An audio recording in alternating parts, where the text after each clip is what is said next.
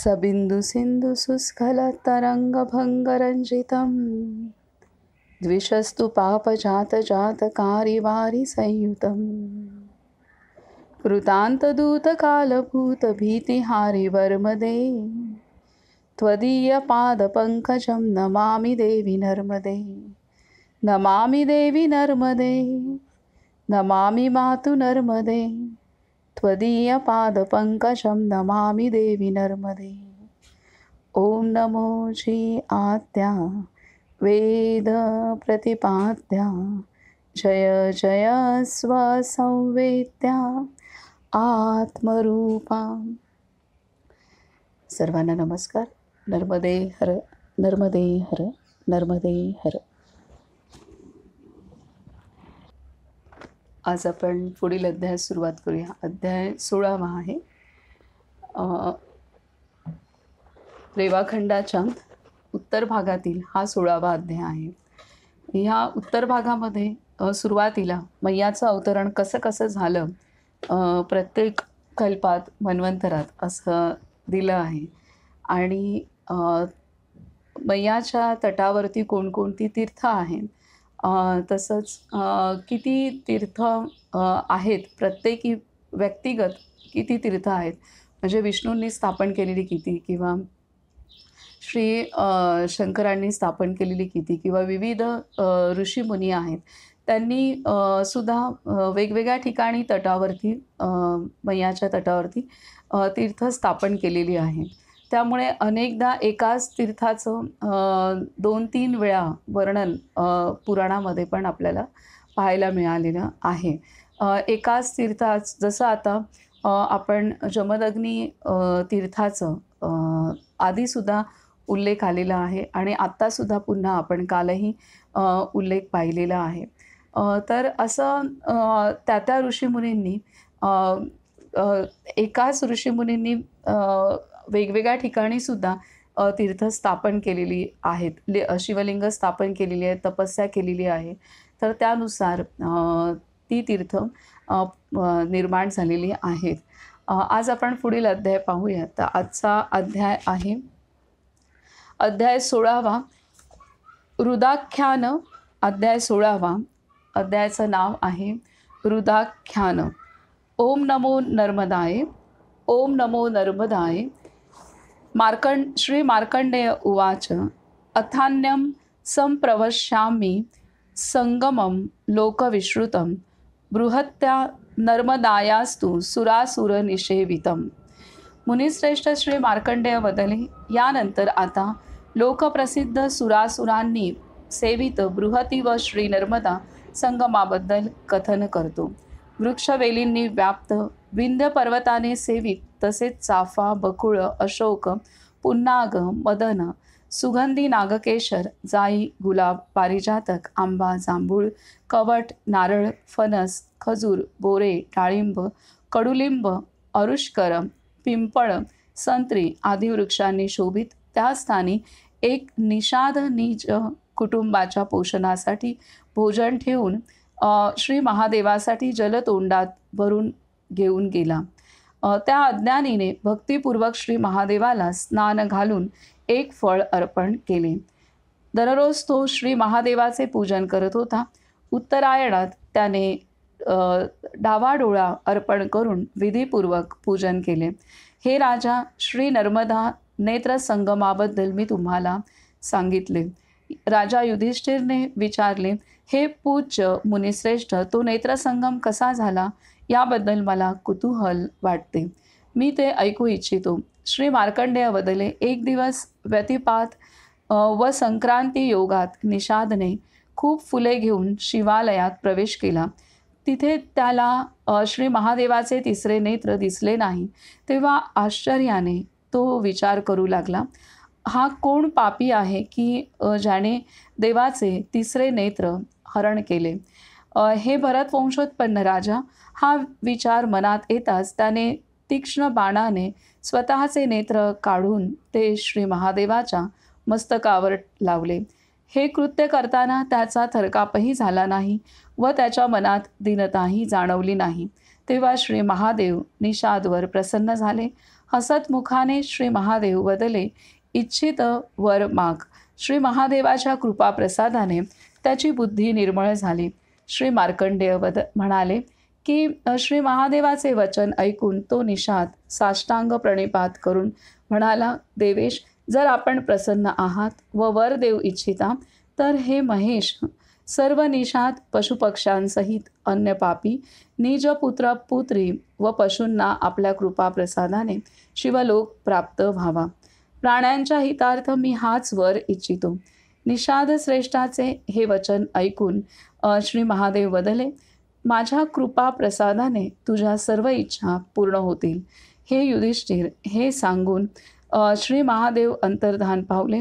नंतर दिव्य यानावर आरूढ होऊन निज सेवकांसह सुवर्णछत्र धारण केलेले अप्सरागण चामर ढाळत असताना दिव्य आभूषणांनी शोभित, सर्व अलंकारांनी भूषित, दिव्य वस्त्र धारण केलेले, दिव्य चंदन लावलेले, देव व दैत्यांकडून स्तुती होत असताना वेणू व वीणा वाद्यांच्या सुरांनी युक्त निषाद या तीर्थाच्या प्रभावाने शिवपुरात त्वरित केला. रुध आश्रित शिवनेत्राचे चरित्र तुम्हाला सांगितले. शेकडो पापयोनीत रत मानवांना श्री नर्मदा व श्री शिवशंकराच्या संयोगाने सिद्धी प्राप्त झाली. या क्षेत्री प्राण त्यजणारे हजारो वर्ष पार्वती देवी व श्री महादेवाच्या पुरात निवास करतात. श्रवण व पठनाने मनुष्यास संसार बंधनातून मुक्ती मिळते. हे राजा, जे या शिवस्थानात मरण पावतात ते धन्य होत. त्यांना गर्भस्थिती वा पुनर्जन्म नसतो. पत्नींनी घेरलेले, मोहजालात गुरफटलेले व पापामुळे बुद्धिभ्रष्ट झालेले श्री नर्मदाचे दर्शन घेत नाहीत. हा श्री स्कंद पुराणातील रेवाखंडाच्या उत्तर भागातील रुधाख्यान नावाचा 16वा अध्याय पूर्ण झाला. तर आता इथे दिलेलं आहे की ह्या एक निषाद त्यांनी दिलेला आहे. वृक्षांनी निषाद त्यांना ती शिवलिंगावरती श्री महादेवाचा तिसरा नेत्र दिसला नाही, तर त्यांनी स्वतःचा नेत्र काढून तिथं लावलेलं आहे. तर असं हे त्यामुळे ते तीर्थ प्रसिद्ध झालेलं आहे. आणि त्या निषादला मग भगवान शिवशंकर प्रसन्न झालेले आहेत. या आधीच्या अध्यायामध्ये आपण पाहिलं की जे कोळी लोक होते, तर त्या कोळी लोकांनी सुद्धा मासेमारी करू नये, तर त्यातून निवृत्त करण्यासाठी सुद्धा तिथे ऋषींनी तेव्हा राजाला कोळी लोकांना सुद्धा प्रबोधन केलेलं आहे. आणि राजाला सांगितलेलं आहे की तू ह्यांना माझ्या योग्य असं तू दान कर, म्हणजे माझं जे मूल्य असेल ते मूल्य तू या कोळी लोकांना दे, आणि त्यामुळे ते त्यांचं उदरनिर्वाह करू शकतात आणि मासेमारी करावी लागणार नाही. आणि तेव्हा राजा संपूर्ण राज्य देऊ इच्छितो, तरीसुद्धा ते ऋषी म्हणतात की हे संपूर्ण राज्यही माझं मूल्य होऊ शकत नाही. तर त्यावेळेला गाय अर्पण केली जाते, आणि गाय अर्पण करण्यासाठी दुसरे ऋषी सांगतात, आणि ती गाय अर्पण केल्यानंतर मात्र ते ऋषी संतुष्ट होतात आणि वर देतात. आणि म्हणजे संपूर्ण राज्य जरी दिलं तरीसुद्धा जे गोमातेचं महात्म्य आहे ते अत्यंत सर्व संपत्तीपेक्षा महान आहे, हे त्या अध्यायामध्ये आपणाला त्या ऋषींच्या माध्यमातून समजलं. आणि त्यांनी त्या अध्यायामध्ये गोमातेची महिमासुद्धा वर्णन केलेली आहे. तर असे एक एक अध्याय आपणाला एक एक विश्वातील एक एक तत्त्व आपणाला सांगता आहेत. त्यानंतर शिवमहिमा अध्यायसुद्धा आपण पाहिला. आणि आता हा निषाद अध्याय आहे. निषाद यांनी स्वतःचा नेत्र तिथे शिवलिंगावरती अर्पण केलेला आहे. तर असं हे एक एक सुंदर, म्हणजे किती श्रद्धा आणि निष्ठा आहे की आपला नेत्र काढून देताना सुद्धा त्यांना काही वाटलं नाही आणि त्यांनी तो अर्पण केला. तर असे हे श्रद्धा भक्तीची उदाहरणं आपल्याला एक एक पाहायला मिळत आहेत. आता पुढील अध्याय आहे अध्याय 17वा. श्री नागेश्वराख्यानम्. ओम नमो नर्मदाय. श्री मार्कंडेय उवाच. अथान्यत परमं तीर्थं कथ्यमानं निबोध मे. सहस्रयज्ञं विख्यातं त्रिषु लोकेषु विश्रुतं. मुनिश्रेष्ठ श्री मार्कंडेय वदले, यानंतर आता सहस्त्रयज्ञ नावाने विख्यात त्रैलोक्यात प्रसिद्ध असे मी कथन करत असलेले परमतीर्थ जाणून घ्या. तिथे स्नान, जप व श्री महादेवाचे पूजन केल्यास या घोर संसार सागरात पुनर्जन्म होत नाही. तुम्हाला प्राचीन आख्यान व इतिहास सांगतो. ताराबली नावाचा नाग, कंबल, अश्वतर, सफेद सर्प, भुजंग व अन्य सर्प हे सर्व नानाविध फुलांनी व चंदनाने श्री नागेश्वराचे पूजन करत होते. एकदा नागांचा समूह एकत्रितपणे श्री महादेवाचे पूजन करताना तिथे गर्ग, अघमर्षण, च्यवन, शौनक, अंगिरा हे व अन्यही वेदविद्या पारंगत अनेक ब्राह्मण नागांचे आश्रम हरण करण्याकरिता तिथे उपस्थित झाले. त्यानंतर त्या क्रोधित नागांनी त्या सर्व श्रेष्ठ ब्राह्मणांना दंश केला. विषाचा दंश झालेले मुनी पाहून अघमर्षण मुनी कोपिष्ट झाले व त्यांनी श्री वासुदेवाचे वाहन पक्षीराज गरुडाला बोलावले. क्रोधान्वित पक्षी तत्क्षणी आलेत. दोन्ही हात जोडून ब्राह्मणांना म्हणाले, मी सर्व नागांना खातो, त्यामुळे ब्राह्मण निर्विष होतील. ब्राह्मणांच्या शापभयाने दुःखित झालेल्या गरुडाने विषामुळे बलवान असलेल्या नागांना खाल्ले व ब्राह्मणांना विषमुक्त केले. नागांचे भक्षण करून पक्षीराज गरुड स्वस्थानी निघून गेले आणि उर्वरित सर्व नागांनी रसातळात प्रवेश केला. श्री नर्मदाला पूर आल्यावर क्षणभरात नागांच्या अस्थी प्रवाहित झाल्यात व सर्व नाग स्वर्गात गेले. सर्पयोनी त्यजून ते शिवलोकात विहार करू लागले. श्री नागेश्वर व श्री नर्मदाच्या संयोगाने सर्व पापांतून मुक्ती मिळते. तिथे त्रैलोक्यात प्रसिद्ध नागकुंड आहे, जिथे स्नान करून नागेश्वराचे पूजन करणारा स्वर्गात जातो. हे राजा, हा प्राचीन इतिहास तुम्हाला सांगितला, ज्याचे श्रवण व कथन केल्यास संसार बंधनातून मुक्ती मिळते. हा श्री स्कंदपुराणातील रेवाखंडाच्या उत्तर भागातील श्री नागेश्वराख्यान नावाचा 17वा अध्याय पूर्ण झाला. तर हे इथे नागांचं पुन्हा इथे नागसुद्धा सर्व नाग एकत्रित मिळून इथे श्री शिवशंकराचं पूजन करत होते असं ह्या अध्यायात दिलेलं आहे. आणि त्यामुळे ह्या तीर्थाला नागेश्वर तीर्थ हे नाव दिलेलं आहे. पुढील अध्याय आहे अध्याय 18वा. जनक यज्ञ. अध्याय 18वा.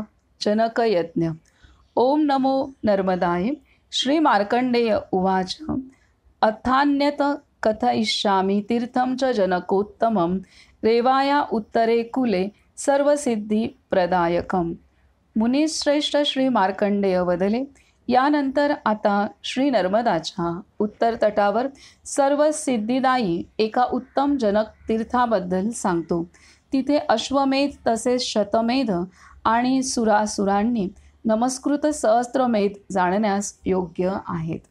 याशिवाय अन्य लक्षमेधही श्री शिवाने सांगितला आहे. तिथे जनक नावाचे राजर्षी यज्ञ करून स्वर्गात गेलेत. हे राजा, स्वारोचिष मन्वंतरातील त्रेतायुगात ब्रह्म जाणणारे उत्तम ब्रह्मर्षी याज्ञवल्क्य पुरोहितास घेऊन ब्रह्मर्षी गणांनी सेवित, सिद्ध व गंधर्वांच्या गीतांनी युक्त, वेदध्वनींनी निनादित, इच्छित फलदायी फुलाफळांनी युक्त वृक्षांसहित शुभ जणू देवनिर्मित कुबेराच्या अलकापुरीप्रमाणे शोभित मुनिवृंदांनी सेवित कश्यपाच्या पवित्र आश्रमात दूध देणाऱ्या शेकडो कामधेनू आणि यथाविधी यज्ञ करण्यासाठी यज्ञ करवणारे ऋत्विज तसेच सर्व यज्ञ सामग्री सहित राजा जनक गेले. हजारो सेवकांना आदेश देत तिथे भक्ष्य भोजन सामग्रीचे मोजमाप करता येणे अशक्य होते. असा सर्वोत्तम लक्षमेध यज्ञ प्रवृत्त झाला. इंद्रादी श्रेष्ठ देवांनी यज्ञभाग ग्रहण केला. त्यानंतर यज्ञ समाप्ती झाली. श्री विष्णू, श्री ब्रह्मदेव आणि इंद्रदेवांना अनेक प्रकारची रत्ने व वस्त्रांच्या जोडीने प्रसन्न केले. निजयानांवर स्वार होऊन सर्व देव स्वर्गात परतले. जनक राजासुद्धा श्री नर्मदात यज्ञांत स्नान करून सज्ज झाले.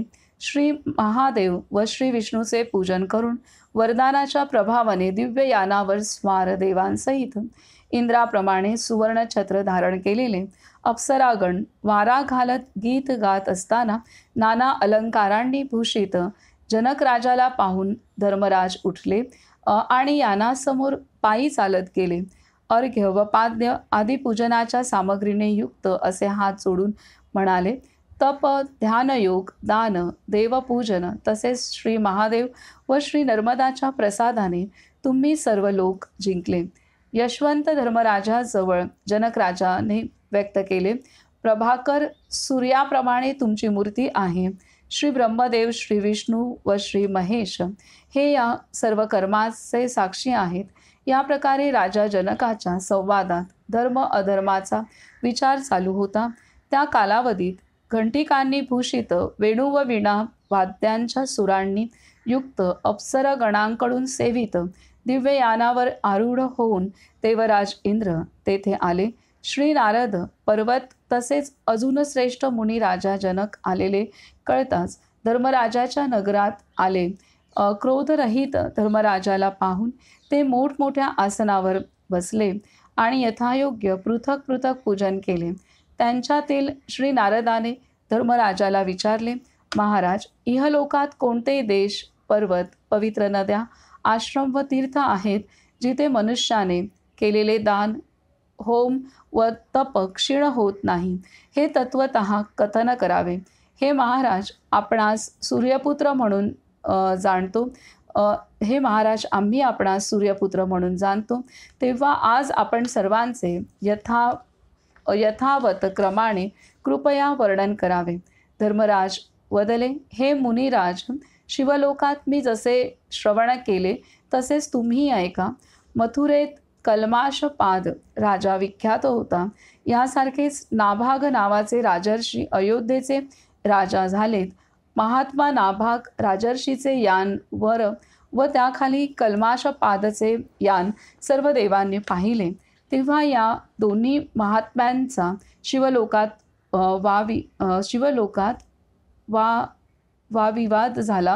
वादविवाद झाला. कल्माशपादने विचारले, मी पुष्कर तीर्थात विधिपूर्वक 10 यज्ञ केलेत. तसेच गंगा, नैमिषारण्य, प्रभास, शशिभूषण, प्रयाग व काशीत मी 100पेक्षा अधिक यज्ञ केलेत. पण माझे यान खाली व नाभाग राजाचे यान माझ्यावर कसे? श्री नर्मदा व्यतिरिक्त प्रत्येक तीर्थात मी उत्तम यज्ञ केला, तरीसुद्धा माझे यान खाली कसे?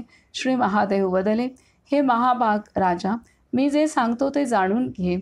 श्री नर्मदाच्या उत्तर तटावर लक्षमेध नावाचे तीर्थ व लक्षमेधेश्वर नावाचे श्रेष्ठ लिंगही आहे, जिथे नाभाग राजाने यथार्थपणे यज्ञ केला. त्या तीर्थाच्या महात्म्यामुळे नाभाग राजाचे यानवर झाले. हे राजश्रेष्ठ, श्री नर्मदा सोडून असंख्य तीर्थांत तू यज्ञ केलेस, त्यामुळे तुझे यान खाली झाले. श्री महादेवाशिवाय अन्य देवता नाही व श्री नर्मदापेक्षा श्रेष्ठ नदी नाही. सत्यापेक्षा श्रेष्ठ अन्य धर्म नाही. तसेच सर्व प्राण्यांबद्दल करुणा सर्वश्रेष्ठ आहे. सूर्यलोकात मी ऐकले व सूर्यदेवाने श्री महादेवाद्वारे श्रवण केले. तो सर्व प्राचीन वृत्तांत जसा पाहिला तसा तुम्हाला सांगितला. श्री शिवशंकराच्या ध्यानात मग्न जो श्री नर्मदा तटावर वसतो त्याचे यमराज निश्चितच राजा होत नाहीत व यमलोक त्याच्या दृष्टीस पडत नाही. श्री ब्रह्मदेव, श्री विष्णू व श्री महेश त्याचे राजे होतात हे सत्य आहे. धर्मराजाने सांगितलेले हे धर्माख्यान श्री नारदादी महर्षी श्रवण करून अतिशय आनंदित झाले. आपापल्या यानावर आरूढ होऊन इंद्रादी देव स्वर्गात गेले. हे पवित्र धर्माख्यान व प्राचीन इतिहास यत्नपूर्वक तुम्हास कथन केला, ज्यात जनकादी राजा दान व यज्ञाच्या प्रभावाने श्रेष्ठ स्वर्गात गेले. हा श्री स्कंद पुराणातील रेवाखंडाच्या उत्तर भागातील जनकयज्ञ नावाचा 18वा अध्याय पूर्ण झाला. तर या अध्यायात पुन्हा एकदा कसं नर्मदा तटी यज्ञ केला नाही आणि अन्य सर्वत्र यज्ञ केला. त्यामुळे ह्या राजाचं यान जे होतं हे खाली होतं आणि नाभाग राजाचं यान वर होतं. तर इथे अन्य सर्व नद्यांमध्ये जरी नद्यांच्या तीर्थक्षेत्री जरी यज्ञ केला, तप केलं, तरीसुद्धा नर्मदा तटी न केल्यामुळे त्यांचं यानाला खाली स्थान मिळालेलं होतं, हे इथे स्पष्ट सांगितलेलं आहे. त्यामुळे सर्व तीर्थांमध्ये श्रेष्ठ असा नर्मदा तट आहे. आणि आपण मागील अध्यायातसुद्धा पाहिलं की स्वतः सरस्वती नदीने सुद्धा सांगितलं की मी सुद्धा नर्मदा तटी शुद्ध होण्यासाठी येते. तर त्यामुळे इथे गंगा नदीसुद्धा नर्मदा तटी येते. तर हे असं ह्या इतक्या शुद्ध पावन नद्यासुद्धा शुद्ध होण्यासाठी नर्मदा तटी येतात, नर्मदेत येतात. नर्मदेचा आश्रय घ्यावा लागतो. यावरून आपणाला नर्मदा नदीचं महात्म्य लक्षात येईल. आता पुन्हा या अध्यायात तेच एकदा समजवलेलं आहे जनकयज्ञ अध्यायामध्ये.